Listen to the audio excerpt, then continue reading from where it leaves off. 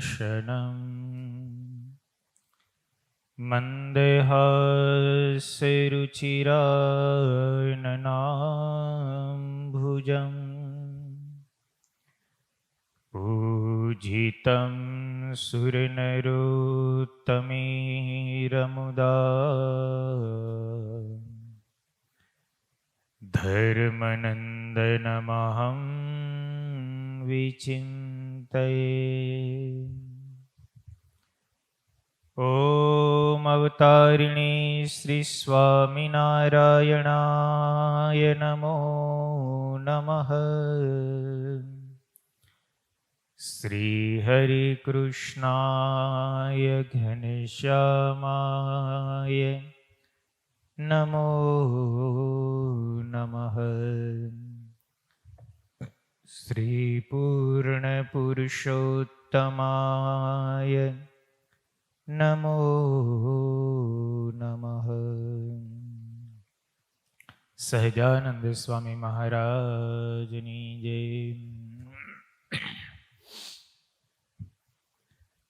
સર્વાવતારી પૂર્ણ પુરુષોત્તમ ભગવાન શ્રી સ્વામિનારાયણ, પરમ પૂજ્ય સદગુરુ મહંત મોહન પ્રસાદદાસજી સ્વામી, પૂજ્ય સંતો વાલા ભક્તોને ભાવથી જય સ્વામિનારાયણ.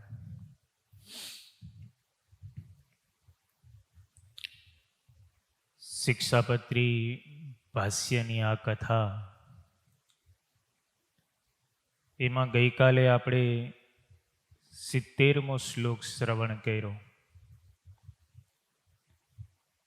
શ્રીજી મહારાજે 4 થી 5 શ્લોકમાં બેસવા ઉઠવાનું, હાલવા ચાલવાનું, ખાવા પીવાનું, ગુરુજનોને કઈ રીતે આદર ભાવ આપવો, એ રીતેનો વિવેક શીખવો છે. 70મા શ્લોકમાં મહારાજે કહ્યું કે ગુરુદેવ અને રાજા એમની સમીપે તથા સભાને વિશે પગ ઉપર પગ ચડાવીને ન બેસવું, તથા વસ્ત્રે કરીને ઢીંચણને બાંધીને ન બેસવું. મહારાજે આવો સરસ મજાનો વિવેક પોતાના આશ્રિત ભક્તજનોને શીખડાવ્યો છે. ત્યાર પછી 71 અને 72 આ 2 શ્લોકની અંદર સંપ્રદાયના વડા તરીકે જેમનું સ્થાપન કર્યું છે એવા આચાર્યની સાથે કેમ વિવેક રાખવો, એની મહારાજે વાત કરી છે. 71માં મહારાજ એવું લખે છે, વિવાદો નૈવ કર્તવ્ય સ્વાચાર્યેણ સહ ક્વચિત પૂજ્યો અનધનવસ્ત્રાદ્યૈ યથાશક્તિ સચાખિલૈ. અમારા આશ્રિત જે સત્સંગી, તેમણે પોતાના જે આચાર્ય, તેમની સંગાથે ક્યારેય વિવાદ ન કરવો. બીજું, પોતાના સામર્થ્ય પ્રમાણે અનધન વસ્ત્રાદિકે કરીને પોતાના આચાર્યને પૂજવા.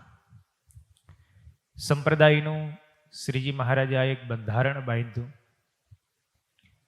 દરેક મંદિરોની અંદર આચાર્ય માટેનો નામવેરો ઉઘરાવાતો હોય.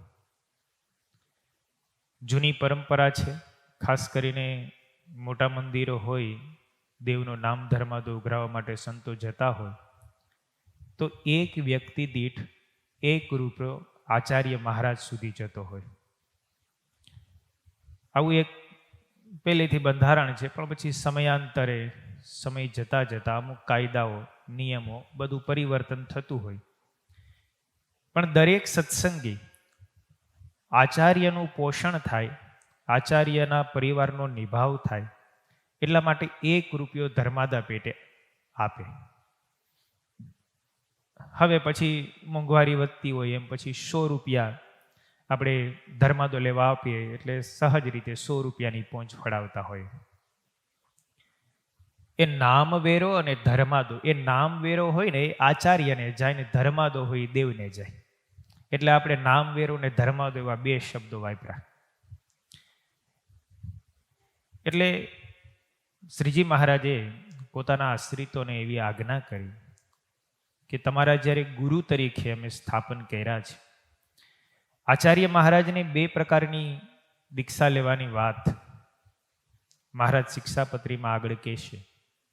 આચાર્યોના જ્યારે ધર્મ આવશે ત્યારે એક તો એમને સત્સંગીઓને સામાન્ય દીક્ષા આપવી અને સાધુઓને મહદ દીક્ષા આપવી.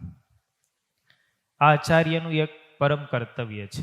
શ્રીજી મહારાજે એટલા માટે જ બે આચાર્યની સ્થાપના કરી અને બંને ગાદીઓની સ્થાપના કરી. એ સામાન્ય દીક્ષા અને મહદ દીક્ષાનું ખૂબ મહત્વ હોય અને જ્યાં સુધી મુમુક્ષુ દીક્ષિત ન થાય ત્યાં સુધી પરમાત્માની ભક્તિનો એમને અધિકાર મળતો નથી. એટલે તમે વૈષ્ણવ સંપ્રદાય જુઓ તો વૈષ્ણવ સંપ્રદાયની અંદર પણ બ્રહ્મ સંબંધની પ્રથા છે. આપણે સત્સંગી હોય તો એમ કહીએ કે ભાઈ કંઠી બાંધીને વર્તમાન ધરાવા. એ આચાર્ય હોય એ ગુરુમંત્ર આપે. એ ગુરુમંત્રનું બહુ મૂલ્ય હોય. જેની પાસેથી આપણે ગુરુમંત્ર લીધો હોય એમને દક્ષિણા આપવી, એમનું પાલન પોષણ કરવું એક શિષ્યનું પરમ કર્તવ્ય હોય. એટલા માટે શ્રીજી મહારાજ અહીંયા લખે છે કે અન્ન ધન વસ્ત્રે કરીને પોતાના આચાર્યને પૂજવા. સાધુ હોય એમને પણ આદર ભાવપૂર્વક એમને માનવા. એમ સત્સંગીને પણ સાધુ પ્રત્યે આદર ભાવ રાખો, સાધુને આચાર્ય પ્રત્યે આદર ભાવ રાખો. એમ શ્રીજી મહારાજે આચાર્યના ધર્મની અંદર પણ એમ કીધું કે એને સાધુને આદર થકી માનવા. પરસ્પર એકબીજા પ્રત્યેનો પ્રેમ ભાવ, લાગણી એ પણ હોવું જોઈએ. આ મારો શિષ્ય છે એટલે મારે એના પ્રત્યે કંઈ નહીં, એને જ મારા પ્રત્યે રાખવું, એવું મહારાજે નથી કીધું. મહારાજે વચનામૃતમાં સાધુને સત્સંગીનો મહિમા સમજવાનું પણ કીધું અને સત્સંગીને સાધુનો મહિમા સમજવાનું કીધું. સાધુને આચાર્યનો અને આચાર્યએ સાધુને પણ મહિમા સમજવો, સાધુને પરમ આદર થકી માનવા, એવું આચાર્યના વિશેષ ધર્મમાં મહારાજશ્રી માટે ખાસ લખાયેલું. એટલે પરસ્પર એકબીજાની આત્મીયતા કેમ જળવાઈ રહીએ.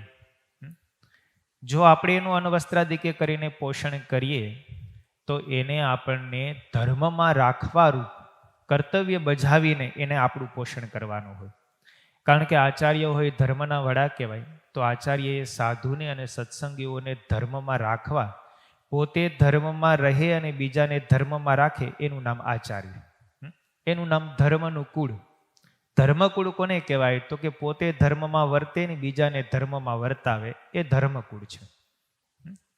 એટલે એ આચાર્યની એક મોટી ફરજ હોય. એમ સત્સંગીઓની પણ અને સાધુઓની પણ એક ફરજ છે કે એમના પ્રત્યે આદર ભાવ રાખવો. એટલે શ્રીજી મહારાજે આ પરસ્પર એક આત્મીયતા જાગૃત થાય, ગુરુપણાનો શિષ્યપણાનો ભાવ બંને પ્રત્યે જાગૃત થાય, એટલા માટે મહારાજે આજ્ઞા કરી છે. મહારાજે અહીંયા એક બહુ સરસ લખ્યું કે આચાર્ય સંગાથે ક્યારેય પણ વિવાદ ન કરવો. બને ત્યાં સુધી સાધુતાવાળા સંતો હશે એ આચાર્યનો મહિમા અવશ્ય સમજતા હોય, પણ એક પરંપરા, જ્યારે કોઈ પણ વ્યક્તિ હોય કે કોઈ પણ સાધુ હોય એ સંપ્રદાયના નિયમ ધર્મ કે બંધારણથી જ્યારે વિરુદ્ધ જાય ત્યારે આગેવાન સંતો કે આગેવાન હરિભક્તો દ્વારા જે નિર્ણયો થતા હોય એ નિર્ણયો મોટે ભાગે સન્માનનીય હોતા હોય અને શાસ્ત્રની આજ્ઞા શિરોમાન્ય તો હોય જ. શાસ્ત્રની આજ્ઞા ક્યારેય ઉલ્લંઘવાની ન હોય, કારણ કે ઋષિમુનિઓએ જે સમયે અથવા તો પરમાત્માએ જે સમયે જેવા સમય સંજોગો પરિસ્થિતિ અને પૂર્વાપરનો વિચાર કરીને એમને આજ્ઞા લખેલી હોય. પણ એક એક આજ્ઞાની અંદર અમુક અમુક રહસ્યો પણ પડ્યા હોય.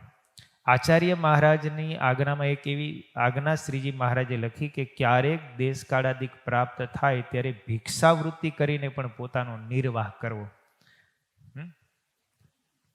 તો એનો અર્થ એવો હોય કે ત્યાં સુધી પણ દેશકાળ તો છે. ભગવાનના પુત્ર હોય તો એ દેશકાળ તો આવે, નહીતર આવી આજ્ઞા કરવાની શું જરૂર છે ભાઈ? દેશકાળ પૃથ્વી ઉપર જે હોય એને લાગે. મનુષ્ય શરીર ધારણ કર્યું હોય, ભગવાન પૃથ્વી ઉપર હોય તો મનુષ્યની રીતે વર્તતા હોય તો ભગવાનને પણ દેશકાળ સ્પર્શી શકે. એ દેશકાળથી પર છે, પણ દેશકાળને અપનાવે તો ખરા જ. એને દેશકાળ લાગુ નથી પડતો. પણ જ્યારે પૃથ્વી ઉપર હોય ત્યારે કાળને પણ એ અનુસરીને વર્તે. આ એક ભગવાનનું કર્તવ્ય હોય, ફરજ હોય. એમ શ્રીજી મહારાજના એક એક વચનો એ બહુ મહત્વના છે. પણ પોતે જ્યારે ધર્મથી ભ્રષ્ટ થાય ત્યારે એના કરતા હરતા ભગવાન છે. દંડ દેવો ન દેવો એ ભગવાન જાણે. પણ આપણને જે આજ્ઞા હોય એ આજ્ઞાનું પાલન આપણે કરવું એ આપણી એક ફરજ છે. જો આપણે આજ્ઞાનું પાલન ન કરીએ અને આપણે, મહારાજ અહીંયા લખ્યું કે આચાર્યની સાથે વિવાદ ન કરવો, વિવાદ કરીએ તો આપણે આજ્ઞા લોપી કહેવાય. એ કદાચ ધર્મમાં વર્તે કે ન વર્તે એના નિયંતા આપણે નથી. આપણને કંઈ સત્સંગ મહારાજ એવી આજ્ઞા નથી કરી તમારે એનું અનુસંધાન રાખવું, ધ્યાન રાખવું. એની ફરજ એનું કર્તવ્ય છે, એ જાણે. પણ અહીંયા શ્રીજી મહારાજે બહુ સરસ એકબીજાની આત્મીયતા જળવાઈ રહે, મર્યાદા જળવાઈ રહે. કારણ કે આગળના શ્લોકોની અંદર દેવ, ગુરુ, આચાર્ય, તપસ્વી, પતિવ્રતા, સર્વશ્રેષ્ઠતમ મનુષ્ય એ બધાની મર્યાદા રાખવાની જ્યારે મહારાજ વાત કરે છે ત્યારે વિશેષ શ્લોક શું કામ એને મહારાજને કહેવા પડ્યા? નહીતર આગળના શ્લોકોની અંદર કહી જ દીધું છે કે ભાઈ એટલા લોકોની સાથે એને સન્માન આપવું, એમની સાથે મર્યાદામાં બેસવું, પગ ઉપર પગ ચડાવીને ન બેસવું. આ બધી મહારાજે વાત કરી દીધી. છતાં પણ મહારાજ અહીંયા વિશિષ્ટ રીતે એક આચાર્યને નિર્દેશ કરીને મહારાજ બે શ્લોકોની અંદર પુનઃ એની એ વાતને, મર્યાદાની વાતને દોહરાવે છે. અહીંયા સતાનંદ સ્વામી ભાષ્યની અંદર પણ વિશેષ કહે છે કે પોતાના આચાર્ય કે ગુરુની સાથે ક્યારેય પણ વિવાદ ન કરવો, એમના વચનનો સામનો ન કરવો. એ જે વચન કહે છે એ વચનને સ્વીકારી લેવા. મહારાજે એમાંય પણ સારંગપુરના બીજા વચનામૃતમાં જે વિવેક બતાવ્યો છે એ વિચાર, એ વિવેક ગુરુની સાથે જેમ લાગુ પડે એમ આચાર્ય પણ ગુરુના સ્થાન ઉપર છે તો એમની સાથે પણ એ વિવેક લાગુ પડે. ભગવાન સુધી પણ મહારાજે વિવેક બતાવ્યો છે. મહારાજ કે અમે કોઈક વાત કરીએ અને તેમાં અયોગ્ય જેવું જણાય તો પણ તરત હા પાડી દેવી. મહારાજ જુઓ સારંગપુરના બીજા વચનામૃતમાં કેવી વાત કરે છે કે મહારાજ કે અમે કોઈક વાત કરીએ, મહારાજ પોતાની વાત કરે છે. ભગવાન પોતે કંઈક વાત કરે અને એમાં કંઈક અવિવેક જેવું જણાય કે અધર્મ જેવું જણાય તો તરત ના ન પાડવી, હા પાડી દેવી.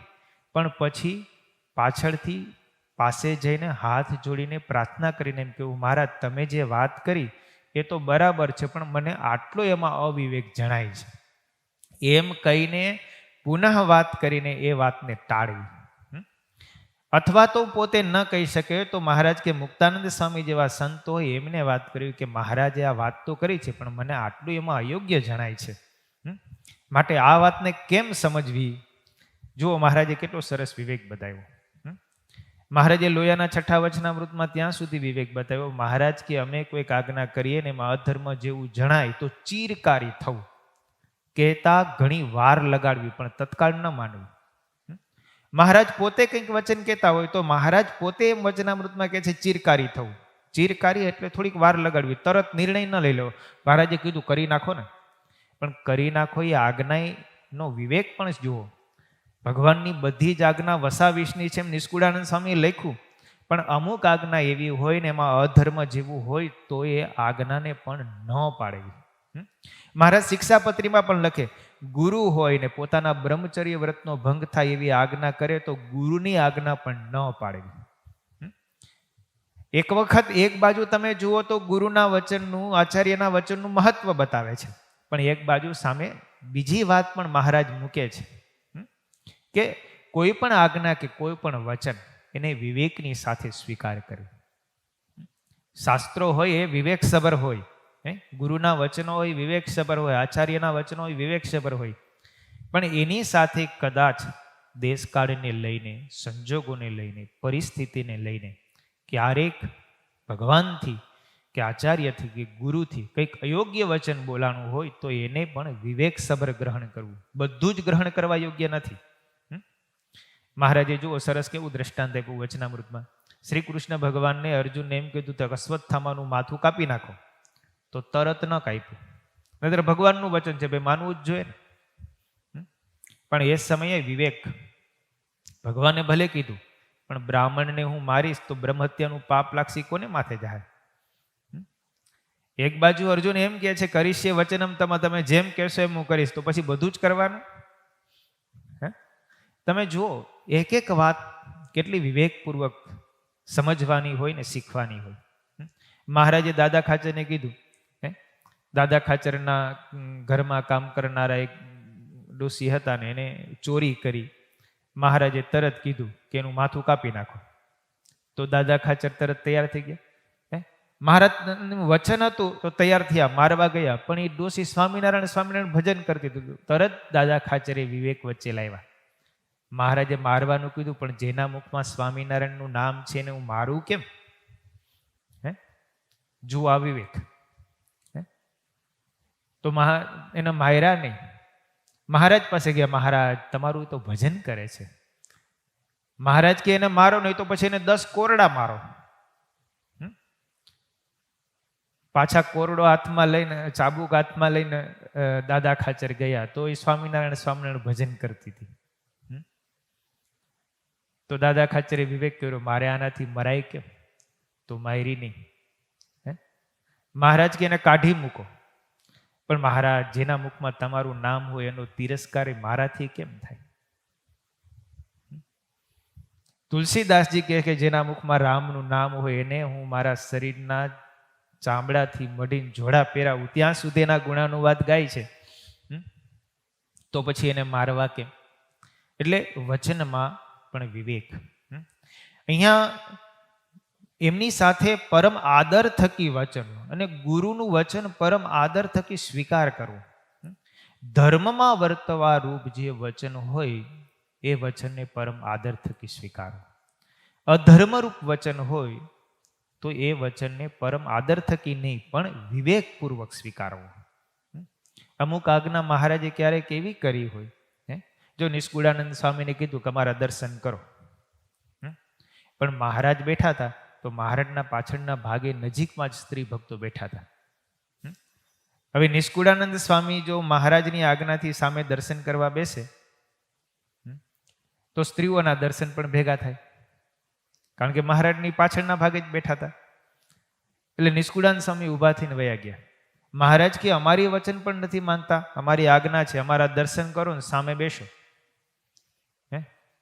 મહારાજ તમારા દર્શન ભેગા સ્ત્રીઓના દર્શન થાય છે, માટે હું અહીંયા અત્યારે નહીં બેસું. મહારાજ કે અમારી આજ્ઞાનું ઉલ્લંઘન કરો છો તમે.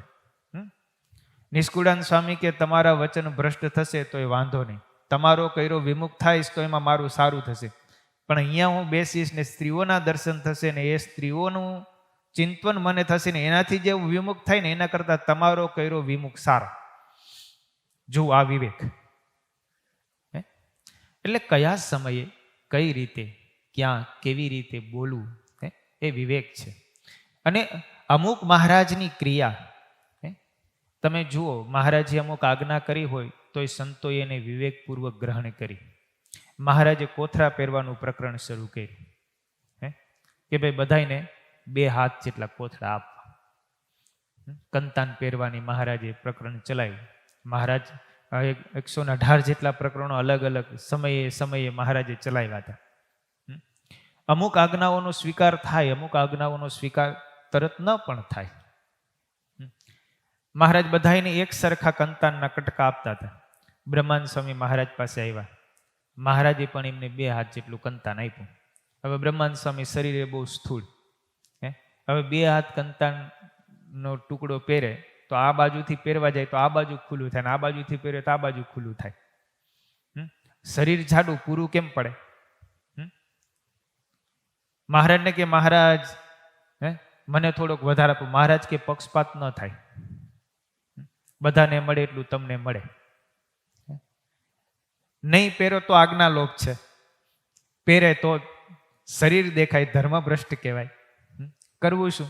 તમે જુઓ, એ મહારાજનું વચન પણ રહી જાય અને આજ્ઞા પણ પડી જાય. બ્રહ્માનંદ સ્વામીએ યુક્તિ કેવી કરી? થોડે દૂર જઈ હાથનું નેજવું કરીને આમ થોડે દૂર જોયા કરે, ચારેય દિશામાં જોયે, ઘડીક પૂર્વમાં, ઘડીક ઉત્તરમાં, ઘડીક દક્ષિણમાં, ઘડીક પશ્ચિમમાં, ઘડીક મહારાજની પાછળ જાય, ઘડીક મહારાજની સાઈડમાં જાય, ઘડીક મહારાજની આગળ જાય, દૂર દૂર જોઈને હાથનું નેજવું કરીને ઊંચા પગ પરી કરીને આમ જોયા કરે. બ્રહ્માનંદ સ્વામીની આ ચેષ્ટા જોઈને મહારાજ આશ્ચર્ય પામ્યા. મહારાજ કે બ્રહ્મુનિ આ શું કરો છો? મહારાજ હું એ જોઉં છું કે તમારા સિવાય બીજે ક્યાંય ભગવાન દેખાય તો ત્યાં વયો જાઓ. અહીંયા તમે 2 હાથ કંતાનથી વધારે દેતા નથી, મારે કરવું શું? ક્યાંક બીજે ભગવાન દેખાય તો વયો જાઓ, પણ ક્યાંય તમારા સિવાય ભગવાન દેખાતો નથી, મારે જાવું ક્યાં? સખ્ય ભાવ તો હતો જ. પણ જુઓ બ્રહ્મુનિએ કેવું કર્યું. મહારાજ એમની નિષ્ઠા, નિશ્ચય, પોતાના વિશે ભગવતપણાનો ભાવ, એમની દ્રઢતા જોઈને મહારાજ રાજી થયા. મહારાજ કે આ બ્રહ્મુનિને મારા પ્રત્યે આવો ભાવ છે. મહારાજે 4 હાથ કંતાન આપી દીધું. પણ જુઓ, નહીતર એ સમયે ઝઘડો કર્યો હોત તો, વિવાદ કર્યો હોત તો, તમે બધાને આપવું એટલું થોડુંક મને જ અપાય. પણ એ સમયે યુક્તિ પ્રયુક્તિ પૂર્વક પણ પોતાની એ મર્યાદા પણ રહે, મહારાજની આજ્ઞાનો લોપ પણ ન થાય, મહારાજ રાજી થઈને આપે. તો આવું બુદ્ધિમાન પુરુષ હોય એ વિવેકપૂર્વક આજ્ઞાનું અનુસંધાન રાખે અને કરે. એટલે અમુક ચરિત્રો દ્વારા પણ સંતોએ આપણને બધો વિવેક શીખડાવ્યો છે. એટલે અહીંયા સતાનંદ સ્વામી ભાષ્યની અંદર લખે છે કે ગુરુનું અપમાન કરનારને, સત્શાસ્ત્રની નિંદા કરનારને હંમેશા પહેલા કહેલા સનકાદિકોના વચનો પ્રમાણે નરકની પ્રાપ્તિ થાય છે. માટે ગુરુના વચનને ક્યારેય પણ ઉલ્લંઘન કરવું નહીં, શાસ્ત્રના વચનને પણ ક્યારેય ઉલ્લંઘન કરવું નહીં. અને જો ઉલ્લંઘન કરે તો એને અવશ્ય અનર્થ પ્રાપ્ત થાય છે.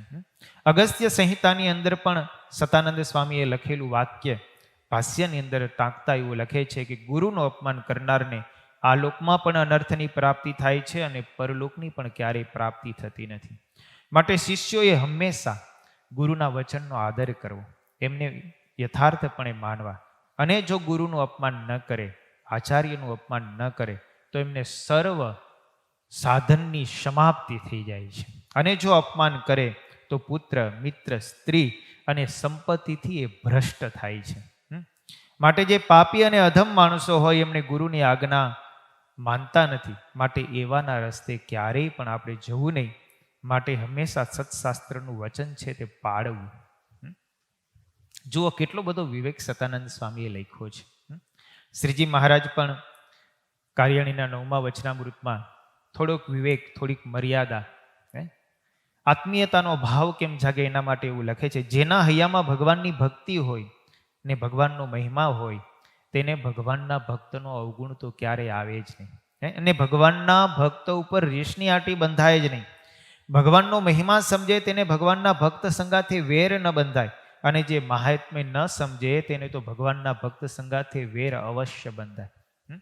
ભગવાનના ભક્તની સાથે, ગુરુની સાથે, આચાર્યની સાથે આંટી ક્યારે પડે છે? જ્યારે મહાત્મ્ય નથી હોતું ત્યારે.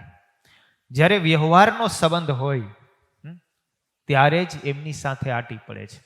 મોક્ષનો સંબંધ જ્યાં મનાય છે ત્યાં આંટી પડતી નથી. મહારાજે વચનામૃતમાં કેવી સરસ વાત લખી, આ ગઢપુર વાસીઓને અમારી પાસે મોક્ષનો સ્વાર્થ છે ને અમને અહીંયા રાયખાનો સ્વાર્થ છે, તો અમારી આજ્ઞામાં અને મર્યાદામાં રહે છે. એમ જ્યારે સ્વાર્થ મનાય ભગવાનના ભક્તની પાસે, ભગવાનની સાથે, ગુરુની પાસે, આચાર્યની પાસે, એ મોક્ષનો સ્વાર્થ જ્યારે આપણને મનાય ત્યારે એમનો અભાવ ગુણ આવે નહીં ને એમની સાથે વિવાદ પણ ન થાય ને વેરવૃત્તિ પણ ન થાય. પણ જો મોક્ષનો સ્વાર્થ ન હોય તો અવશ્ય વ્યવહારિક સ્વાર્થથી જોડાયેલા હોય, અગર તો માન સન્માનની અપેક્ષાએ કરીને જોડાયેલા હોય, તો જ્યારે આપણું માન સન્માન ન થાય, કંઈક આપણે પ્રકૃતિ ને મરોડે ત્યારે આપણને એમનો અભાવ અવગુણ આવ્યા વિના રહે નહીં. એટલે મહારાજ અહીંયા બહુ સરસ ભગવાનના ભક્તનું મહાત્મ્ય સમજાય તો એમની સાથે ક્યારેય વિવાદ કે વેર ન થાય. મહારાજ મધ્ય પ્રકરણના 60ના વચનામૃતમાં પણ લખે છે કે જેને ભગવાનના ભક્તનું વચન બાણની પેઠે હૈયામાં વસમું લાગતું હોય ને તેની સાથે વેર ભાવે આંટી પડી જતી હોય તો એ જીવે ત્યાં સુધી ટળે નહીં. એવો જે ચાંડાળ જેવો જીવ હોય તે મહારાજ કે ધર્મે યુક્ત હોય, ત્યાગે યુક્ત હોય, તપે યુક્ત હોય, એ સર્વે વૃથા છે. પોતે ભલે ને ધર્મ પાળતો હોય, ત્યાગ રાખતો હોય, વૈરાગ્ય રાખતો હોય, પણ ભગવાનના ભક્તની સાથે હેત ન હોય, એની સાથે વિવાદ કર્યા કરે, વેર કર્યા કરે, તો એ ત્યાગ ધર્મ વૈરાગ્ય પણ કામના શું? ગુણાતીતાનંદ સ્વામી ઓલા સાધુની સાથે એક હરિભગતની વાડીએ ગયા. તે હરિભગતે ચીભડા આપ્યા. તે ચીબડા સુધારીને ઠાકોરજી હતા એને ધરાવવા માટેનો પ્રયત્ન કર્યો, પછી એને આપ્યા. તો ઓલા સાધુને ત્યાગ વૈરાગનું અંગ હશે.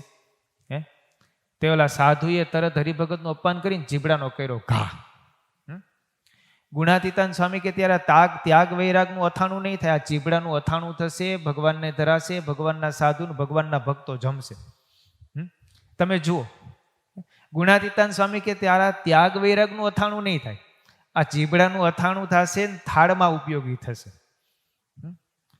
એટલે ગમે એટલો ત્યાગ વૈરાગ્ય હોય પણ ભગવાનના ભક્તની સાથે અપમાન કરતો હોય, એમની સાથે વેરવૃત્તિ રાખતો હોય, તો એવો ત્યાગ વૈરાગ પણ શું કામનો ભાઈ? એટલે એમ એક એક વસ્તુ મોટા સંતોએ જીવનની અંદર ચરિતાર્થ કરીને આપણને બતાવી છે. એટલે હંમેશા કોઈની સાથે વેર ન કરવો. અહીંયા મહારાજે આ શ્લોકની અંદર આચાર્યનો નિર્દેશ કરીને કીધું કે આચાર્યની સંગાથે ક્યારેય પણ વિવાદ ન કરવો. મહાભારતની અંદર એક બહુ સરસ પ્રસંગ આવે. દ્રુપદ અને દ્રોણ, એટલે કે દ્રોણાચાર્ય અને દ્રુપદ મહારાજ, એ બંને જ્યારે બાલ્યાવસ્થા હતી ત્યારે પાઠશાળામાં સાથે અભ્યાસ કરતા. બંનેને બહુ ગાઢ મિત્રતા હતી અને વિદ્યાભ્યાસ પણ એમણે સાથે રહીને કર્યો. બંનેની મિત્રતા પણ એવી. સમય જતાં મોટા થયા, વિદ્યાભ્યાસ પૂર્ણ થયો. દ્રુપદ મહારાજ એમના પિતાજી મૃત્યુ પામ્યા એટલે રાજગાદી ઉપર આવ્યા, રાજા બન્યા. દ્રોણાચાર્ય તો બ્રાહ્મણના દીકરા હતા, એને કંઈ રાજપાટ કે સુખ સંપત્તિ કંઈ મળે એમ નહોતું. એને વિદ્યાભ્યાસની અંદર વિશેષ ને વિશેષ વિદ્યાભ્યાસ કર્યો. અસ્ત્ર શસ્ત્રની વિદ્યાઓમાં એટલા બધા પારંગત થયા કે પરશુરામજીની સામે પણ ટક્કર લઈ શકે. અરે ગુરુ દ્રોણાચાર્યનું ભારત વર્ષની અંદર એ સમયની અંદર બીજા નંબરે પરશુરામજી પછી નામ આવશે. કે એમની સાથે એમની પાસે અસ્ત્ર શસ્ત્રનું જે જ્ઞાન હતું એવું જ્ઞાન એ સમયે કોઈની પાસે નહોતું. પણ પછી કૃપાચાર્યના બહેન કૃપી એમની સાથે દ્રોણાચાર્યના લગ્ન થાય છે. સમય જતાં એમને ત્યાં અશ્વત્થામા નામનો એક પુત્ર થયો. એ અશ્વત્થામા 7-8 વર્ષનો હતો. એમની પાસે ગુરુ દ્રોણાચાર્ય, પરિસ્થિતિ બહુ ગરીબ બ્રાહ્મણ, એક ગાય હતી અને એ ગાય મૃત્યુ પામી. હવે બાળક નાનું, સ્તનપાન કરાવવાનો સમય ભયો ગયો હતો, દૂધની આવશ્યકતા હતી, ગાય હતી નહીં, બાળક દૂધ વગર કરે શું? એટલે અશ્વત્થામા દૂધ વગર રડતો હતો. ત્યારે ગુરુ દ્રોણાચાર્યને વિચાર આવ્યો કે મારો મિત્ર દ્રુપદ મહારાજ આજે રાજા છે, તો એમની પાસે જાઓ અને એક ગાયની માગણી કરું, પોતાના પુત્રના હિત માટે થઈને. બાકી અયાચક બ્રાહ્મણ છે, કોઈની પાસે હાથ લાંબો કરતા નથી, ભગવાનની ઈચ્છાથી જે કાંઈ આવે એનાથી પોતાનો જીવન નિર્વાહ કરે છે. આવું એમનું પવિત્ર જીવન છે. પણ પોતાના પુત્રને માટે થઈને એ ગુરુ દ્રોણાચાર્ય પોતાના મિત્ર માનીને કે મિત્ર પાસે માગવામાં કંઈ વાંધો નહીં, પોતે અહિચક વૃત્તિથી જીવન જીવે છે, હાથ લાંબો કરીને કોઈ પાસે ભિક્ષા પણ માગતા નથી, છતાં પુત્રના માટે થઈને માગવા જાય છે. પણ વિચાર એવો કરે છે કે મિત્રની પાસે માગવું એ માગ્યું કહેવાતું નથી, કારણ કે મિત્રનો નાતો છે.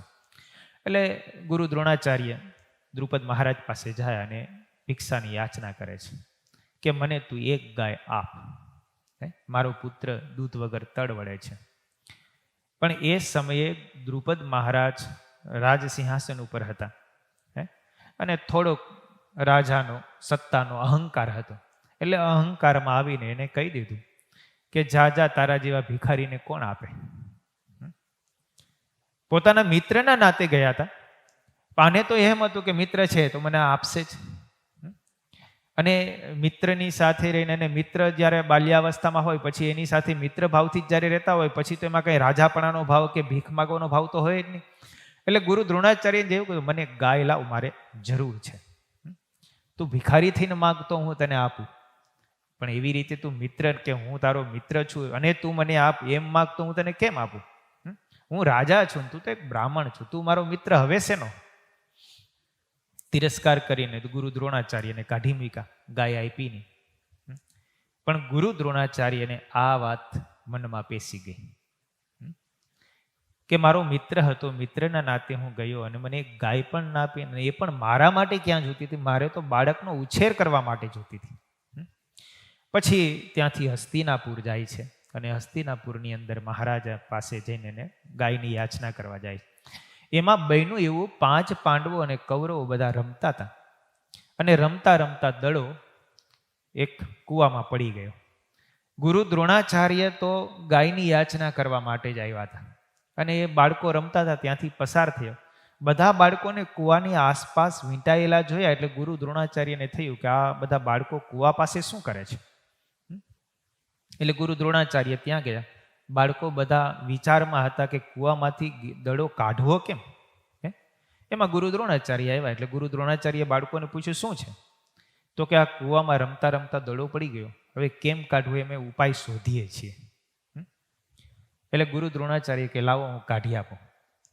અને ગુરુ દ્રોણાચાર્ય કીધું સરકંડા લઈ આવો. એટલે એક પ્રકારનું ઘાસ, એ ઘાસ તોડીને લાવ્યા અને એ સરકંડાને બાણ બનાવીને મંત્ર દ્વારા અને સરકંડાને અંદર નાખ્યું, સીધું દડામાં લાગ્યું. પછી એની ઉપર બીજું સરકંડું નાખ્યું તો એ સરકંડાની પાછળ બીજું જોઈન્ટ થઈ ગયું. એમ કરતા કરતા દોરડું બનાવી દીધું અને દડો ગુરુ દ્રોણાચાર્ય બહાર ખેંચીને બાળકોને આપ્યો. બધા બાળકો પ્રસન્ન થયા. એને થયો કે આમની પાસે બહુ મોટું જ્ઞાન છે. એટલે તરત જ અર્જુન બાલ્યાવસ્થા દોડતા દોડતા ભીષ્મ પિતામહ પાસે ગયા અને બનેલી ઘટનાની વાત કરી. ભીષ્મ પિતામહને કહ્યું કે એક બ્રાહ્મણ છે અને અમારો દડો કૂવામાં પડી ગયો હતો, એને સરકંડા દ્વારા એક પછી એક સરકંડો નાખી અને કૂવામાંથી દડો બહાર કાઢી લીધો. ગુરુ ભીષ્મ પિતામહને અર્જુને આ વાત કરીને એટલે ભીષ્મ પિતામહ તરત પામી ગયા. આ વાત કરી એટલે તરત ત્યાં ઊભા ઊભા જ એમને હાથ જોડ્યા કે ગુરુ દ્રોણાચાર્ય આપણા રાજ્યની અંદર આવ્યા છે. કારણ કે એવું ગુરુ દ્રોણાચાર્ય વિના બીજું કોઈ કરી ન શકે. કાં તો પરશુરામજી હોય, પણ પરશુરામજી તો અત્યારે હિમાલયમાં તપ કરે છે. એટલે તરત જ ભીષ્મ પિતામહ ગયા, ગુરુ દ્રોણાચાર્યનું સ્વાગત કર્યું, સન્માન કર્યું. એમની અપેક્ષા હતી એક ગાયની એક ગાય આપી. પણ પછી ભીષ્મ પિતામહે વિનંતી કરી કે અમારી એક પ્રાર્થના છે, અમારા 105 દીકરાઓ છે, કૌરવો અને પાંડવો, ગુરુના પુત્રો અને પાંડુના પુત્રો, એને તમે વિદ્યાભ્યાસ કરાવો. અને પછી વિદ્યાભ્યાસ કરાવવા માટે ત્યાં રોકાણા. એ જમાનામાં કંઈ અત્યારના જેવું હતું નહીં. વિદ્યા વેચાતી નહીં. વિદ્યાભ્યાસ એમને એમ કરાતો, દક્ષિણા આપે રાજી થઈને તો બરાબર છે, નહીતર વિદ્યા માટે દક્ષિણાની પણ અપેક્ષા ન રખાતી. એટલે પછી 5 પાંડવો અને કૌરવોને વિદ્યાભ્યાસ કરાવે છે. એમ કરતા કરતા વિદ્યાભ્યાસ સંપૂર્ણ થયો. કૌરવો અને પાંડવો બધા વિદ્યાભ્યાસમાં પારંગત થયા. પછી ગુરુ દ્રોણાચાર્યજી 5 પાંડવો અને કૌરવો પાસે દક્ષિણા માગે છે કે ગુરુ દક્ષિણામાં મને કંઈક આપો. એટલે કૌરવ અને પાંડવો કહે છે કે તમે જે આપો તે હું આપું. વર્ષો પહેલાની વાત આજે ગુરુ દ્રોણાચાર્યના મનમાં ખટકતી હતી. એટલે પાંડવો અને કૌરવોને એટલા બધા એમને તૈયાર કર્યા કે દ્રુપદનો સામનો કરી શકે. તમે જુઓ આચાર્યની સાથે વેર કરવાથી શું થાય એનો આ પ્રસંગ છે. વિવાદ કરવાથી, કારણ કે શસ્ત્રધારી હોય, વિદ્યાવાન હોય, ગુરુ હોય, તપસ્વી હોય, એમની સાથે ક્યારેય વિવાદ ન કરવો, વેર ન કરવું, એનું પરિણામ કાલાંતરે આપણને મળ્યા વગર રહીએ નહીં. અને આને વિદ્યાભ્યાસ કરાવી અને એટલા બધા પારંગત કર્યા અને પછી ગુરુ દક્ષિણા માગી. એટલે કૌરવોએ પહેલા કીધું, કારણ કે કૌરવો અને પાંડવોને વિદ્યાભ્યાસ કરતા કરતા ધીરે ધીરે વેર વૃત્તિ વધતી ગઈ હતી. બાલ્યાવસ્થાથી જ સત્તા અને રાજ માટે ભાઈ શું થાય. એટલે પછી ગુરુ દ્રોણાચાર્યએ કીધું કે મને અ, ગુરુ દક્ષિણા આપો. તો કે ગુરુ દક્ષિણામાં શું જોઈએ? બીજું કંઈ નહીં. ગુરુ દક્ષિણામાં દ્રુપદ મહારાજને જીતીને એને બંદી બનાવીને મારી સન્મુખ હાજર કરો, આ મારે ગુરુ દક્ષિણા જોઈએ. એટલે પહેલા વહેલા કૌરવો કે અમે કરી આવીએ, એમાં શું, આ કામ તો અમારા માટે સરળ છે. એટલે 100 કૌરવો દ્રુપદ મહારાજની સાથે યુદ્ધે ચડ્યા. દ્રુપદ મહારાજ એટલે દ્રૌપદીના પિતા. ધૃષ્ટદ્યુમ્ન અને દ્રૌપદી, દ્રુપદ મહારાજને એક પણ સંતાન નહોતું. પછી એને ઋષિ પાસે યજ્ઞ કરાવ્યો અને યજ્ઞમાંથી ધૃષ્ટદ્યુમ્ન અને દ્રૌપદી ભાઈ બહેન બંને પ્રગટ થયા, એમના સંતાનો. એ દ્રુપદ મહારાજને જીતવા માટે 100 કૌરવો જાય છે. 100 કૌરવો એમની સાથે યુદ્ધ કર્યું, પણ દ્રુપદ અને ધૃષ્ટદ્યુમ્ન એમનો પુત્ર બહુ શક્તિશાળી હતો, કે જેમણે ગુરુ દ્રોણાચાર્યને માર્યા હતા યુદ્ધમાં. ગુરુ દ્રોણાચાર્યનું મસ્તક એ દ્રુપદના પુત્ર ધૃષ્ટદ્યુમ્ને એમાં વધ કર્યો હતો. એટલે એ કથા બહુ મહાભારતની લાંબી છે, પણ અહીંયા આપણો જે અહીંયા પ્રસંગ છે, એક કૌરવો યુદ્ધે ચડ્યા પણ એમને જીતી શક્યા નહીં. આખું સૈન્ય લઈને ગયા હતા, 100 કૌરવો હતા, આખું હસ્તિનાપુરનું સૈન્ય હતું, છતાંય દ્રુપદને અને ધૃષ્ટદ્યુમ્નને જીતી શક્યા નહીં. સામે બે જ પિતા અને પુત્ર હતા, એટલા શક્તિશાળી ને બળવાન હતા. કૌરવો બધા એમને આવ્યા એટલે પછી 5 પાંડવોને કીધું કે તમે 5 ભાઈઓ જાઓ, મને ગુરુ દક્ષિણામાં દ્રુપદ બંદી જોઈએ. અને પછી 5 પાંડવો ગયા અને 5 પાંડવોએ જઈ અને દ્રુપદને બંદી બનાવ્યા. દ્રુપદને બંદી બનાવી અને ગુરુ દ્રોણાચાર્ય પાસે લાવે છે. ગુરુ દ્રોણાચાર્યને કીધું કે આ અમારી ગુરુ દક્ષિણા. ગુરુ દ્રોણાચાર્યએ પછી વર્ષો પહેલાની વાત દ્રુપદને યાદ કરાવી. આજે તારું રાજ્ય હારી ગયું છે, તું મારે શરણે છો, તારું રાજ્ય હવે મારું થયું, તારું રાજ્ય હવે મારું થયું. કારણ કે રાજા જીતાઈ જાય એટલે રાજ્ય જીતાઈ જાય. એટલે પછી રાજા એને બંદી બનાવીને લાવ્યા, એટલે હવે દક્ષિણામાં જ દેવાનું હતું. એટલે હવે રાજ્ય કોનું થયું? ગુરુ દ્રોણાચાર્યનું થયું. ગુરુ દ્રોણાચાર્ય કહે છે કે જ્યારે હું તારી પાસે એક ગાયની માગણી કરવા આવ્યો હતો, ત્યારે તે મને એમ કીધું હતું કે હું રાજા છું, તું તો બ્રાહ્મણ છો, તું મને મિત્ર શેનો કે? ત્યારે મારી પાસે કાંઈ નહોતું, પણ આજે તારું રાજ મારી પાસે છે અને તું આજે મારી પાસે સેવક તરીકે, બંદી તરીકે છો. પણ છતાંય હું તારી સાથે ક્રૂરતા નહીં કરું. ગુરુ દ્રોણાચાર્ય જુઓ શું કહે છે, છતાંય હું તારી સાથે ક્રૂરતા નહીં કરું. જા, હું તને મેં વિજય થઈને પ્રાપ્ત કરેલું રાજ્ય, એમાંથી અડધું રાજ્ય તને આપું છું, અડધું રાજ્ય હું મારી પાસે રાખું છું. હવે તું અને હું આપણે બે સમાન થયા. તું અને હું હવે આપણે બે સમાન થયા, માટે હવે તો આપણો મિત્રનો નાતો રહેશે કે નહીં રહે? ગુરુ દ્રોણાચાર્યએ જુઓ મિત્રનો નાતો રાખવા માટે થઈને કેવું કર્યું કે હવે તું ને હું સમાન થયા, હવે તો આપણે બંને મિત્ર કે નહીં? એમ કહીને ગુરુ દ્રોણાચાર્ય સામેથી દ્રુપદને ભેટ્યા. જા, હું તને હવે આ અડધું રાજ્ય આપું છું, લેતો જા. પણ દ્રુપદને પોતાનું અપમાન લાગ્યું. દ્રુપદને પોતાનું અપમાન લાગ્યું. એક રાજા બંદી બનાવીને અને બ્રાહ્મણ પછી એને દક્ષિણામાં અડધું રાજ્ય પોતાનું જ આપે, એ તો એક અપમાન જ છે ને.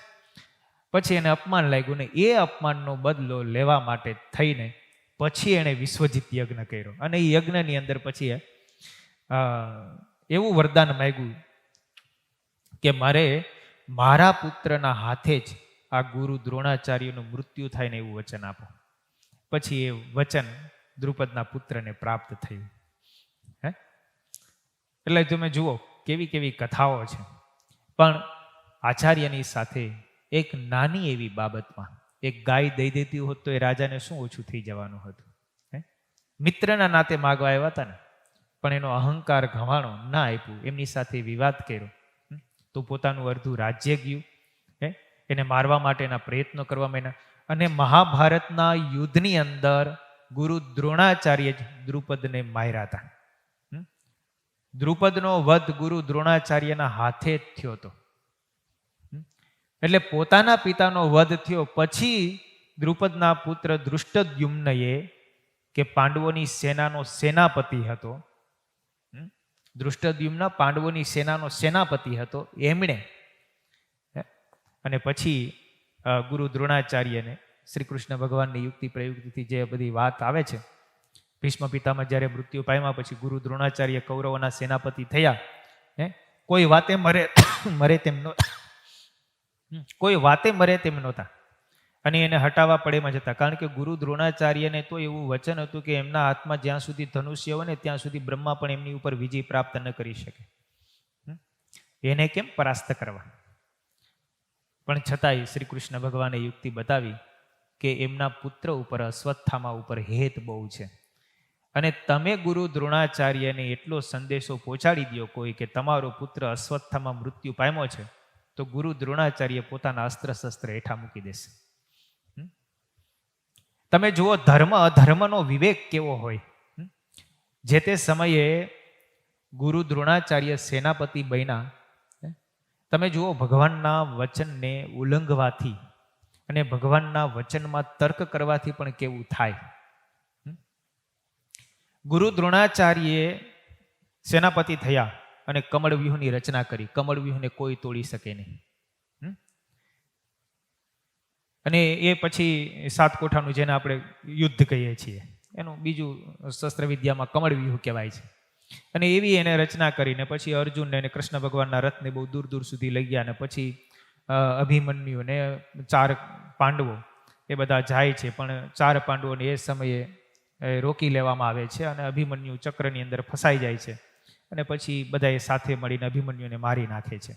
એ કથા આવ્યા પછી શ્રી કૃષ્ણ ભગવાને અર્જુનને કીધું છે કે હવે ગુરુ દ્રોણાચાર્યને કોઈ પણ રીતે હટાવવા પડશે.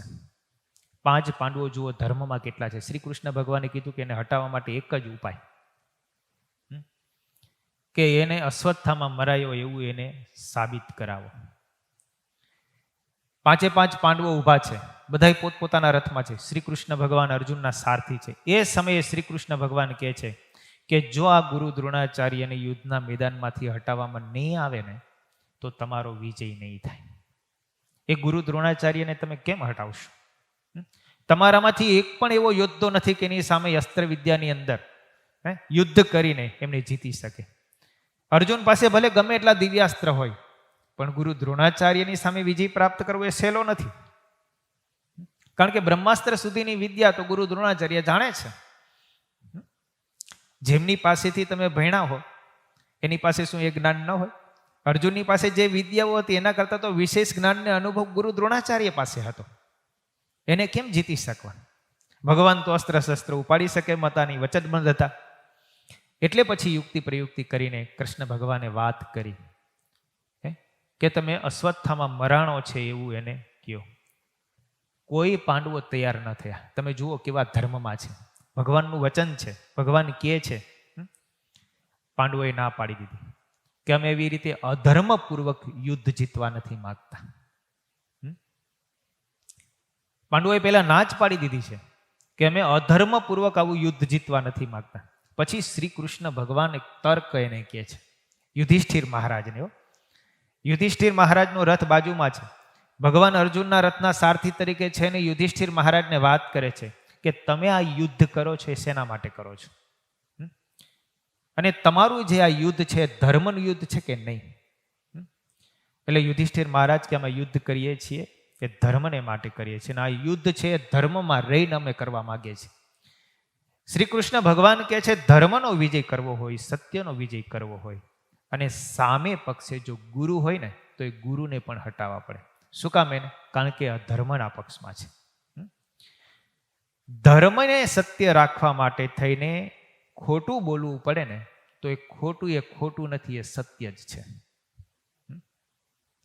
જે અસત્ય બોલવાથી ધર્મ સત્ય થતો હોય તો એ અસત્યને સત્ય કેવું કે અસત્ય કેવું? શ્રીજી મહારાજે શિક્ષાપત્રીમાં આવી છે એક વાત કરી છે. એક વાત મહારાજ એમ લખે છે શિક્ષાપત્રીમાં કે ક્યારેય અસત્ય ન બોલવું લખે છે. બીજી વાત મહારાજ એમ કરે છે કે પોતાનો ને પારકાનો દ્રોહ થતો હોય એવું સત્ય વચન પણ ન બોલવું. એક બાજુ મહારાજ પહેલા એમ લખી નાખે છે કે અસત્ય ક્યારેય ન બોલવું, બીજી બાજુ સામે મહારાજ કેવી વાત કરે છે કે પોતાનો ને પારકાનો દ્રોહ થતો હોય એવું સત્ય વચન પણ ન બોલવું. તો એ જગ્યાએ અસત્ય બોલવામાં પાપ નથી એવું થયું ને? તમે જુઓ, હે, અસત્ય બોલવાથી ધર્મ રહેતો હોય તો એ અસત્ય નથી, એ સત્ય બની જાય છે. એટલે ભગવાને આ તર્ક આપીને યુધિષ્ઠિર મહારાજને એમ કીધું કે તમારા અસત્ય બોલવા પાછળથી જો ધર્મનો વિજય થતો હોય તો એ અસત્ય કહેવાતું નથી, એ સત્ય બની જાય છે. શાસ્ત્રની વાત ભગવાને કરી, ધર્મરાજ યુધિષ્ઠિર સહમત થયા. એણે કીધું, અર્જુનની સામે ભીમ સામે ઈશારો કર્યો, ભીમ તરત સમજી ગયો. એવામાં જ એક હાથી આવ્યો, એનું નામ અશ્વત્થામા હતું. ભગવાન કૃષ્ણએ ભીમને ઈશારો કર્યો. ભીમે કીધું કે એક જ ગદા ભેગો ઠાર. ભીમે ગદા આકાશમાં ફેરવીને ઘા કર્યો, હાથીના ગંડ સ્થળ ઉપર આવી, હાથી મૃત્યુ પામ્યો. ભીમે પોકાર કર્યો કે મેં અશ્વત્થામાને મારી નાખ્યો, અશ્વત્થામાને મારી નાખ્યો. અને આખા રણ સંગ્રામની અંદર હોહોકાર મચાવી દીધો. સીધો જ ગુરુ દ્રોણાચાર્યનો રથ હતો ને ત્યાં ગયો કે મેં અશ્વત્થામાનો વધ કરી નાખ્યો. અશ્વત્થામા મરે એમ નહોતો, કારણ કે ચિરંજીવી હતો. 7 ચિરંજીવીઓ છે, એમાં અશ્વત્થામા ચિરંજીવી છે. એનું હજી પણ અશ્વત્થામા છે. મહારાજને મળ્યો હતો, ધર્મ ભક્તિને મળ્યો હતો વનમાં, જુઓ. અને શ્રાપ આપી દીધો કે તમારે ત્યાં પુત્ર થશે તો અસ્ત્ર શસ્ત્ર નહીં ઉપાડે, કારણ કે એને મારા મિત્ર એવા દુર્યોધનનો અમે વેરથી માર્યો છે. અને એટલા માટે એ અશ્વત્થામા હજી છે, મરે એમ નથી. છતાં એ ભીમે એવી વાત કરી. આ બાજુ શ્રી કૃષ્ણ ભગવાને યુધિષ્ઠિર મહારાજને કીધું કે દ્રોણાચાર્ય ભીમની વાતનો સ્વીકાર નહીં કરે. એ સત્ય જાણવા માટે તમારી પાસે આવશે. તમારે અસત્ય વચન કહેવા જ પડશે, તો જ એ ગુરુ દ્રોણાચાર્ય હથિયાર હેઠા મૂકશે. ધર્મરાજ છે, બોલો, હવે એ ક્યારે અસત્ય બોલે? ધર્મરાજ પોતાના જીવનમાં ક્યારેય અસત્ય નહોતા બોલ્યા, પણ ભગવાનના વચને કરીને એ સમયે જો અસત્ય બોલી ગયા હોત, શાસ્ત્રના તર્કથી પણ અસત્ય બોલ્યા હોત ને, તો એમનો ધર્મ સચવાઈ રહેત. ગુરુ દ્રોણાચાર્ય આવ્યા, યુધિષ્ઠિર મહારાજને પૂછ્યું કે ભીમ કહે છે કે મારો પુત્ર મરાયો, આ વાત સાચી છે? એટલે અશ્વત્થામાં યુધિષ્ઠિર મહારાજે તરત કીધું, અશ્વત્થામાં હતાહી. ધીમેથી ગુરુ દ્રોણાચાર્ય ન સાંભળે ને એમ બોલ્યા, નરોવા કુંજરોવા. ઊંચેથી એમ બોલ્યા, અશ્વત્થામાં હતાહી, એટલે કે અશ્વત્થામાં મરાયો છે, અશ્વત્થામાં મરાયો છે. પણ ગુરુ દ્રોણાચાર્ય ન સાંભળે એ રીતે નીરે ધીમે એમ બોલ્યા, નરોવા કુંજરોવા. પોતાનું સત્ય રાખવા માટે થઈને નરોવા કુંજરોવા બોલ્યા. શાસ્ત્ર એમ કહે છે કે એના સત્યના બળે કરીને પૃથ્વી ઉપરથી એક વેત રથ ઊંચો રહેતો. નરોવા કુંજરોવા બોલ્યો ને રથ હેઠો પડી ગયો, જમીન ઉપર થઈ ગયો. સત્યનો પ્રભાવ એમની પાસે કહેતો હોય, પણ ભગવાનના વચને ખાલી એટલું બોલી ગયા હોત તો અશ્વત્થામાં હતા. પણ ભગવાનના વચનમાં જુઓ તર્ક થયો. ભગવાને તો તર્કથી ધર્મને રાખવા માટે થઈને અસત્ય બોલવાનું કીધું હતું, પણ પોતે સત્યવાદી છે, ધર્મનિષ્ઠ છે એવું પ્રતિપાદન રાખવા માટે થઈને નરોવા કુંજરોવા બોલ્યા. નર, કુંજર એટલે હાથી. નર અથવા હાથી કોણ મરાણું એ ખબર નથી, પણ અશ્વત્થામાં મરાણું એ વાત નક્કી છે. અશ્વત્થામા નામનો હાથી મરાણો કે અશ્વત્થામા નામનો મનુષ્ય મરાણો એ નક્કી નથી. અને દ્રોણાચાર્યજીએ સાંભળ્યું કે મારો પુત્ર મરાણો, પછી અસ્ત્ર શસ્ત્ર બધા યુદ્ધના મેદાનમાં હેઠા મૂકી દીધા. અને એ સમયે દ્રુપદના પુત્ર દૃષ્ટદ્યુમ્ને આ જોયું. રણ સંગ્રામની અંદર પદ્માસન વાળી નીચે બેસી ગયા હતા મંત્ર જાપ કરવા માટે, અને દૃષ્ટદ્યુમ્ન આવીને પાછળથી તલવારથી મસ્તક છેદી નાખ્યું. પિતાનું વેર વાળવું હતું ને, કારણ કે પિતાને દ્રોણાચાર્યજીએ જ માર્યા હતા. જુઓ, નાની એવી બાબત પણ કેટલું બધું વિશાળ રૂપ પકડી જાય. એક ખાલી ગાય નહોતી આપી, આચાર્યની સાથે થોડોક વિવાદ થયો તો ક્યાં સુધીનું વેર થયું. એટલે ક્યારેય પણ આચાર્યની સાથે વિવાદ ન કરવો, વેર ન વાળવું. એટલે શ્રીજી મહારાજે અહીંયા બહુ સરસ વિવેક બતાવ્યો છે. વિવેકથી અમુક કાર્ય જો કરવામાં આવે ને, અમુક કાર્ય બળથી તમે કરવા જાઓ તો ક્યારેય ન થાય. અમુક કાર્ય યુક્તિપૂર્વક વિવેકપૂર્વક કરવા પડે. શાસ્ત્રોની અંદર એક સરસ કથા આવે છે. હિરણ્યકશિપુના કુળની અંદર એક દૈત્ય રાજ નિકુંભ થયા. એ નિકુંભના 2 પુત્ર સુંદ અને ઉપસુંદ, આ બંને જણાએ સાથે મળીને તપ કર્યું. એવું તપ કર્યું કે બ્રહ્માજી એમની ઉપર પ્રસન્ન થઈ ગયા. એટલે બ્રહ્માજીએ આ સુંદ અને ઉપસુંદને કીધું કે માગો માગો, તમારે જે માગવું હોય તે હું આપું. એટલે બ્રહ્માજી પાસે કહે છે કે અમારા બંનેનું ક્યારેય મૃત્યુ ન થાય એવું અમને વર આપો. બ્રહ્માજી કહે છે કે એ વચન તો હું ના આપી શકું. તમારે શક્તિ સામર્થ્ય જે પણ કાંઈ જોતું હોય તે મારે આપું. સુંદ અને ઉપસુંદ કહે છે તો અમે આ તપના પ્રભાવથી અમે તો શક્તિશાળી ખૂબ થયા છીએ, અમારે હવે શક્તિની બહુ જરૂર નથી, અમારું મૃત્યુ ન થાય એવું અમને વરદાન આપો, અમને કોઈ મારી શકવા ન જોઈએ. બ્રહ્માજી કહે એ તો ન થાય, તમને બીજું કોઈ ન મારી શકે એવું તો ન બને. તો કે એવું વચન આપો કે અમારા 2 સિવાય બીજું અમને કોઈ ન મારી શકવું છે. મારે તો અમને 2 જ આડા આવરા અમે મારી શકીએ, પણ બીજા કોઈ અમને મારી ન શકે. બ્રહ્માજી કે એ વચન આપો. ઉપ અને ઉપસુંદ બંને સગા ભાઈ છે, બંને સાથે મળીને તપ કર્યું, બંનેને એકબીજાની સાથે અત્યંત ગાઢ ને લાગણી ને પ્રેમ છે. હવે એકબીજાને મારવાના છે. બ્રહ્માજી કે તથાસ્તુ, તમારા 2 સિવાય બીજું કોઈ તમને મારી ન શકે. તમારા 2નો વધ થાય તો તમારે એકબીજાથી જ થાય, બીજા કોઈથી ન થાય. બ્રહ્માજીએ તથાસ્તુ કહી દીધું. હવે એને કોણ મારે? 2 ભાઈઓ એટલા બધા ઉદ્ધત થયા, પૃથ્વીલોક, પાતાળ, સ્વર્ગલોક બધા ઉપર પોતાનો ત્રાસ પ્રસાયો. દેવ મંદિરો, જેટલા ભગવાનના ભક્તો હતા એ બધાને મારી નાખ્યા, મંદિરો તોડી નાખ્યા, એટલો બધો ત્રાસ વર્તાયો. દેવતાઓ બધા ત્રાહિમામ પોકારી ગયા, બ્રહ્માજી પાસે ગયા. બ્રહ્માજીને કીધું કે અમારું કંઈક રક્ષા કરો. એટલે પછી બ્રહ્માજીએ કીધું કે આને મારવો એ તો ભગવાનનું કામ નથી, મારું કામ નથી. આ 2નું મૃત્યુ પરસ્પર યુદ્ધ થવાથી થવાનું છે. અને પરસ્પર 2 ભાઈઓનું યુદ્ધ થશે તો બંનેનું મૃત્યુ થશે. પણ પરસ્પર યુદ્ધ કરાવવું કેમ? ભગવાન મૂંઝાણા, બ્રહ્માજી મૂંઝાણા, ભગવાન શંકર પાસે ગયા, શંકરે મૂંઝાણા કે આનો ઉપાય આપણી પાસે નથી. તમે વરદાન આપ્યું હોય તમે જ કંઈક કરો. એટલે બ્રહ્માજી કે હવે આનો ઉપાય મારે જ કરવો પડશે. એટલે બ્રહ્માજી વિશ્વકર્મા પાસે ગયા અને વિશ્વકર્માને કીધું કે તમે તો ભુવનોના નિર્માતા છો, પણ અમારી આજ્ઞાથી તમે એક સુંદર સ્ત્રીનું નિર્માણ કરો. અને વિશ્વકર્માએ બ્રહ્માજીની આજ્ઞાથી એક સુંદર સ્ત્રીનું નિર્માણ કર્યું. અને એ અત્યંત રૂપવાન સ્ત્રી બની અને વિશ્વકર્મા પોતે સ્ત્રીનું રૂપ ધારણ કરીને ગયા બ્રહ્માજીના આદેશથી. અને બંને ભાઈઓને મોહ ઉત્પન્ન કરાયો. વેર વાળ્યું તો કેવી રીતે વાળ્યું? સુંદની પાસે જઈને કહે છે કે હું તમને વરવાની ઈચ્છા ધરાવું છું. સુંદ વરવા માટે તૈયાર થયો. સુંદને ખબર ન પડે એવી રીતે ઉપસુંદ પાસે ગયા અને કીધું કે હું તમને વરવાની ઈચ્છા ધરાવું છું. રૂપ જોઈને ઉપસુંદ પણ વરવા માટે તૈયાર થયો. બંને ભાઈઓ વરવા માટે તૈયાર થયા. અને કન્યા એક, 2 પતિ, હવે કરવું શું? એટલે બંને ભાઈઓ જ્યારે સામે આવ્યા કન્યાની સામે, ત્યારે કન્યાએ કીધું કે તમારા 2માંથી એકને વરું, માટે તમે બંને જણા પરસ્પર યુદ્ધ કરો, એમાંથી જે વિજયી બને ને એમની સાથે મારું વરણ થાય. કન્યાએ એટલું સરસ મોહક ભાષામાં, રૂપમાં તો મોહ પામ્યા હતા જ, અને એની વાણીમાં એટલી મધુરતા હતી, એટલે બંનેને પરસ્પર મોહ પમાડ્યો. બંનેનું પરસ્પર યુદ્ધ થયું અને બંને મૃત્યુ પામ્યા.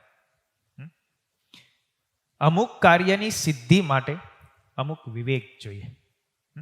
એને તમે બળથી કામ કરવા જાઓ ને તો એ મરે નહીં, પણ એને અમુક કળથી કામ કરવા પડે. એમ દરેક ક્રિયામાં, દરેક કાર્યમાં, દરેક આજ્ઞામાં જેની પાસે વિવેક છે અને વિવેકથી એ કામ કરે છે તો એનું કામ સરળતાથી પાર પડી જાય છે. એટલે શ્રીજી મહારાજે અહીંયા આચાર્ય મહારાજના ધર્મ વિશેની વાત કરી. મહારાજ ત્યાર પછીના શ્લોકની અંદર 72માં શ્લોકમાં આજ્ઞા કરતા એવું લખે છે, તમાયાંતમ નિસમ્યાસુ પ્રત્યુત ગંતવ્યમાદરાત તસ્મિન યાત્યનુગમ્યમ ચ ગ્રામાંતાવધિમત્સૃતેહિ. આચાર્ય પ્રત્યે આદરભાવ રાખવા માટેનો મહારાજે 72મો એક શ્લોક, એમાં મહારાજે બીજી વાત કરી કે જ્યારે આચાર્ય પોતાના ગામ સુધી પધારે ત્યારે ગામની ભાગોળ સુધી એમનું સ્વાગત સન્માન કરવા માટે જવું. અને એ આચાર્ય મહારાજ જ્યારે તમારા ગામથી વિદાય લે ત્યારે ગામની ભાગોળ સુધી એમને વડાવવા પણ જવું. આપણી આ એક પરંપરા રહી. જ્યારે જ્યારે મહારાજ શ્રીના સ્વાગત સન્માન સમયાઓ થતા હોય, વૈષ્ણવ સંપ્રદાયની અંદર પણ આ પ્રણાલિકાઓ છે. વૈષ્ણવ સંપ્રદાયના આચાર્યો પણ જ્યારે ગામડાઓની અંદર જતા હોય, પેલા જૂના જમાનામાં તો બળદગાડાઓ 10-10, 15-15, 51 બળદોને જોડીને આચાર્ય મહારાજના સન્માન થતા. સરસ મજાના બળદને રંગબેરંગી કપડાઓથી મઢીને, શિંગડાઓ ઉપર સરસ તેલ ને કલર કરીને અને એમને વધાવવા માટે જતા, બેન પાર્ટીના અંતે ને બધું. એટલે મહારાજ શ્રીનું સ્વાગત સન્માન કરવું. ગુરુ હોય, આચાર્ય હોય, એ જ્યારે બહુ દેશ પરદેશ જતા હોય ત્યારે આપણે પણ એમનું સ્વાગત સન્માન આગતા સ્વાગતા બધું આપણે કરતા હોય. અહીંયા સતાનંદ સ્વામી ભાષ્યની અંદર પણ એનો વિસ્તાર કરતા એવું લખે છે કે મારા આશ્રિત એવા પુરુષોએ પોતાના આચાર્ય કે આચાર્યના પુત્ર એ જ્યારે પોતાના ગામ પધારે ત્યારે વાજિંત્ર લઈ અને એમનું સ્વાગત સન્માન કરવું, ભાગોળ સુધી એમને વડાવવા જવું, એમને દક્ષિણાઓ આપવી. જ્યારે પોતાના ગામ પધારે ત્યારે ઠાલે હાથે એમને ન મોકલવા. ગુરુને ત્યાં જઈએ દર્શન કરવા માટે, રાજાને ત્યાં દર્શન કરવા માટે જઈએ ત્યારે ઠાલે હાથે ન જવું. કંઈ પણ ભગવાન એવું નથી કહેતા કે તમે આજ લઈ આવો, કે એને આટલા જ રૂપિયા ધરવા પડે. કેટલું તમે જુઓ, ગ્રહસ્થ પેલા જૂના જમાનામાં ગામડાઓની અંદર અત્યારે અમુક હરિભક્તો એવા છે, મૂઠડી લઈને જાય. હવે મૂઠડીમાં ઘઉં કેટલા હોય? તમે ખાલી આવતા હોય ને તો એક ઘઉંની કે બાજરાની મુઠ્ઠી ભરીને આવે, મુઠ્ઠીમાં ઘઉં કેટલા હોય? પણ ભગવાનને મંદિરે દર્શન કરવા જવું ત્યારે ઠાલે હાથે ન જવું. જેટલી આપણી પાસે કેપેસિટી હોય. તો હવે મૂઠડીની પ્રથા બંધ થઈ ગઈ એટલે ગલ્લા પેટી આવી. પછી 1 રૂપિયો, 2 રૂપિયા, 5 રૂપિયા, 10 રૂપિયા એ ગલ્લા પેટીમાં ભગવાનને અર્પણ કરીને પછી જ દર્શન કરવા. આ નિત્યના ક્રમ માટે લખાયેલું છે. રોજે દર્શન કરવા જતા હોય તો રોજે કંઈક ને કંઈક, કંઈ નહીં તો એક આપણા ઘરની અંદર પુષ્પ થતું હોય તો એ પુષ્પ લઈને પણ ભગવાનને અર્પણ કરવું. ઠાલે હાથે ભગવાનના દર્શન ન કરવા. આદરભાવ છે, સત્કાર છે. કારણ કે ભગવાનની પાસે, રાજાની પાસે જ્યારે જઈએ ત્યારે પણ ઠાલે હાથે. અમે પણ જ્યારે આચાર્યના દર્શન કરવા માટે વડતાલ જતા હોય તો એ આજ્ઞા અમને પણ લાગુ પડે. તો અમે પણ અહીંથી કંઈક ને કંઈક વસ્તુ પદાર્થ, આચાર્યને માટે વસ્ત્રો હોય તો વસ્ત્ર, નહીતર કાંઈ નહીં તો દૂજાણું હોય તો ઘીનો કેટલો ભરીને આચાર્ય મહારાજ માટે લઈ જઈએ. કંઈ ન હોય તો પેંડા બનાવીને, કંઈક મિષ્ટ ભોજન બનાવીને ચોખ્ખું આચાર્ય મહારાજજીને અર્પણ કરીએ. એક સત્કાર છે. જ્યારે દર્શન કરવા જવું, સાધુ પુરુષો હોય તો અમારા માટે તો ગુરુ જ છે ને. એમ ગુરુ સ્થાને જે બિરાજતા હોય એમના માટે લઈ જવું. તમે જુઓ, ભાગવતજીની અંદર પ્રસંગ આવે, સુદામા પાસે કંઈ નહોતું. રોજે રોજનું શું 3 દિવસના ઉપવાસો થતા હતા. છોકરાઓ માટે પણ કંઈ નહોતું. એમની પત્ની સુશીલાએ કીધું સુદામા દેવને, પોતાના પતિદેવને, અયાચક બ્રાહ્મણ હતા. એ સુશીલાએ પોતાના પતિને કીધું કે તમારા મિત્ર સોનાની દ્વારકા નગરીના માલિક છે, તમે જેની સાથે વિદ્યાભ્યાસ કર્યો છે, તમે એની પાસે જાઓ ને. સુદામા કહે છે કે હું અયાચક બ્રાહ્મણ છું, હું મારો વ્રત ભંગ નહીં કરું, હું એની પાસે જઈને માગું કેમ? અયાચક બ્રાહ્મણ છે, મળે તો ભલે, ન મળે તો એમને એમ સૂઈ જવાનું. છોકરાના શરીર ઉપર ઢાંકવા કપડા નહોતા. એ સુશીલાને એક સાડી હતી ને એ પણ ફાટેલી તૂટેલી હતી. સુદામા તો ઉઘાડે શરીરે રહેતા હતા, ખાલી એક ધોતીનો કટકો માન પહેરવા મળતો હતો. આટલી ગરીબાઈ હતી. ભાગવતજી લખે છે, ભાગવતજીમાં વર્ણન છે. છતાંય સુશીલા કેટલી વિવેકપૂર્વક વાત કરે છે. હું તમને માગવાનું ક્યાં કહું છું, તમને તો હું ભગવાનના દર્શન કરવા જવા માટે કહું છું. હું તમને એમ નથી કહેતી કે તમે ભગવાન પાસે જાઓ ને ભગવાન પાસે કંઈક માગો, આપણી પાસે કંઈ નથી. ભગવાન તમારા મિત્ર છે ને એ પણ પાછી સોનાની દ્વારકાના મિત્ર છે. અઢળક સંપત્તિ જેમની પાસે છે. સુશીલા સમજે છે પોતાના મિત્રની, પોતાના ભક્તની પરિસ્થિતિ ભગવાન પામી જશે તો એ આપવાના જ છે. અને સુશીલા પોતાના પતિને ખૂબ આગ્રહ કરે છે, પણ જુઓ માગવાનો આગ્રહ નથી કરતા. એમ કહે છે તમે તમારા મિત્રના ભગવાનના દર્શન કરવા માટે જાઓ. ત્યારે સુદામા કહે છે હું ભગવાનના દર્શન કરવા માટે તો જાઉં, પણ મારે ઠાલે હાથે કેમ જવું? આપણા ઘરમાં કાંઈ નથી. ઘરમાં કંઈ નથી, ભગવાન પાસે દર્શને જવું કેમ? ઠાલે હાથે દર્શને ન જવાય. ભગવાનના પાસે કેમ જવું દર્શન કરવા? એટલે ત્યારે સુશીલાજી કહે છે કે અમારે સ્ત્રીઓને આપણી પાસે ઘરમાં કાંઈ ન હોય તો આડોશી પાડોશીના ઘરમાંથી લેવાની પ્રથા હોય. પાછું જ્યારે આપણી પાસે આવે ત્યારે એને આપી દઈએ. એટલે હું બાજુના ઘરમાંથી પૌવા થોડાક લઈ આવું. 2 મુઠ્ઠી પૌવા લાવ્યા ખાલી. અને એ પણ ફાટેલા તૂટેલા કપડામાં વીંટીને સુશીલાજીએ સુદામાને આપ્યા, અને સુદામાએ લઈ અને દ્વારિકા ભગવાનનાથના દર્શન કરવા ગયા. તમે જુઓ, આપ્યું કંઈક પછી લઈને ગયા, ત્યાં સુધી તો એમને ભગવાનના દર્શને નથી ગયા. અને ગયા મનની અંદર વિચાર કેવા, એને ભાગવતજી કેવું કેવું લખે છે. એ સુદામાજીને મનમાં વિચાર આવે કે એ દ્વારિકાધીશ, સોનાની નગરીનો માલિક, એ ક્યાં ને હું ક્યાં. બાલ્યાવસ્થામાં મિત્રતા હતી, મિત્રતાના ભાવે વર્તતા એ વાત આખી અલગ છે, પણ અત્યારે રાજા છે અને હું એક અયાચક એકદમ ગરીબ બ્રાહ્મણ છું. એ મને બોલાવશે કે નહીં, એનું મને દર્શન થશે કે નહીં, એ મને ઓળખશે કે નહીં. આવા ભાવ મનની અંદર કરતા કરતા દ્વારકા જાય છે. શ્રી કૃષ્ણના નામનું સ્મરણ કરે છે ને એમ કરતા કરતા દ્વારકા પહોંચી જાય. દ્વારપાળ રોકે છે, પણ છતાંય ભગવાનને પ્રાર્થના કરે છે. સુદામાજી કહે છે કે તમે ભગવાનને કહો તમારા પરમ મિત્ર સુદામા આવ્યા છે. દ્વારપાળ જઈને ભગવાનને વાત કરે, સુદામા આવ્યા. ભગવાન તરત પોતાના સિંહાસન ઉપરથી ઊભા થઈને દોડીને દ્વાર સુધી આવ્યા. મિત્રને ભેટી પડ્યા, હાથ ઝાલીને પોતાના રાજમહેલમાં લાગ્યા. સ્નાન કરાવ્યું, સુંદર પિતાંબરો પહેરાવ્યા, અલંકારો પહેરાવ્યા, મુગટ પહેરાવ્યો, પગ ચંપી કરી, સુંદર ભોજન સ્વાદિષ્ટ કરાવ્યા. પણ સુદામા ઓલી પોટલી હાચવી રાખે, ભગવાનને ક્યાં બતાવી? આ બધું આટલું માન સન્માન, અષ્ટપટરાણીઓને સેવામાં ગોઠવી દીધી ભગવાને, બોલો. પણ છતાંય ભગવાન શું કે મારા ભાભીએ કઈ મારા માટે મોકલાવ્યું કે નહીં? કે ઠાલે ઠાલા જ આવ્યા? એ બધું પામે છે, બધું જાણે છે. અને સુદામાજી પોટલી સંતાડવાનો પ્રયત્ન કરે, પણ ભગવાને એના હાથમાંથી ઝૂંટવી લીધી અને લુખ્ખા પૌવા ભગવાને ખાધા. એક મુઠ્ઠી ખાધી, ભગવાને ત્રિલોકીની સંપત્તિ એમને અર્પણ કરી દીધી.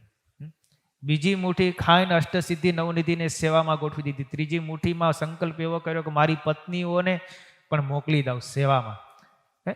બધી રૂક્ષ્મણી આદિક પત્નીઓએ ત્રીજી મુઠ્ઠી ભરીને સંકલ્પ કરતા હતા, હાથમાંથી લઈ લીધી. ભગવાન તમને પેટમાં દુખશે, લાવો થોડોક પ્રસાદ અમને. કે અમને ક્યાં સેવામાં મોકલી દો, અહીંયા રાખો. અને સુદામાજી ની એટલી સેવા પરિચર્યા કરી, અંતે સુદામા ગયા તો એ ભગવાને કેવું કર્યું? જેટલું અર્પણ કર્યું હતું ને બધું પાછું લઈ લીધું. પોટલી હોતા જ, એમને એમ ધોતી હોતા જ મોકલી દીધા પાછા. પિતાંબર પહેરાવ્યા હતા, અલંકારો પહેરાવ્યા હતા, મુગટ પહેરાવ્યા હતા, બધું લઈ લીધું. જતી વખતે સુદામા વિચાર કરે ભગવાન છે પણ આલો લોભીઓ બહુ છે, સોનાની દ્વારકા છે પણ મારી પાસે કંઈ રહેવા ન દીધું. ખાલી વસ્ત્ર ઘરે ના રહેવા દીધા હોત તો અમારી આખી જિંદગી પાર પડી જાત. પણ પોરબંદર આવ્યા તો પોતાના જ્યાં ઝૂંપડાઓ હતા ત્યાં રાજમહેલો ભગવાને ખડકી દીધા. દુર્બળ સુદામે આણી આપ્યા મુષ્ટિ તાંદુલ મેવા, કંચન મોલ કર્યા સુખકારીએ સંત પુરુષની સેવા. જુઓ, વિવેકી નરને એમ વિચારીને જોવું.